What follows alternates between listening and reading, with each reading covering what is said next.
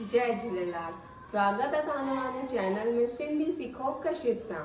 जे उत्साह सां मां तव्हां वीडियो थी ठाहियां, मूंखे उम्मीद है उन उत्साह सां तव्हां सिंधी सिखण शुरू कयो हूंदो। त इन ही उत्साह खे अॻिते वधाईंदो असां अॼु नयो सबक था सिखूं।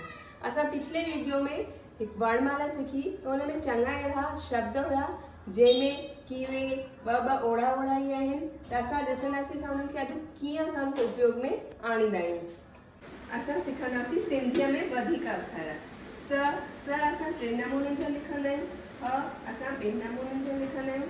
त असां जीअं धीरे धीरे अॻिते वधंदा वेंदासीं त असांखे सम्झ में ईंदो वेंदो की असांखे किथे कहिड़ो वारो असांखे अखर लिखणो आहे।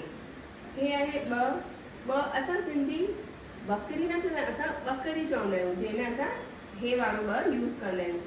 फ ज़ ख क ये सब गले में आवाज कढंदा आहियूं, तॾहिं इन अखर जो असां यूज़ कंदा आहियूं। हे ॾ ॾे ॾिभ दाल ॾेडर। ॾेडर असांजो सिंधियुनि जो वर्ड आहे ॾ, हुन में हे यूज़ कंदा आहियूं। हे हिन में ॾ सां गॾु य जो उच्चारण थो थिए, ॼ त उन में असां हे प्रयोग आणींदा आहियूं। हाणे तव्हांजो डाउट क्लियर थी वियो हूंदो। हाणे अॻिते तव्हांखे अगरि कोई बि डाउट हुजेव त तव्हां प्लीज़ कमेंट में करे मूंखे ॿुधाईंदा ऐं मुंहिंजे चैनल खे लाइक शेयर ऐं सब्सक्राइब ज़रूरु कंदा। जय झूलेलाल।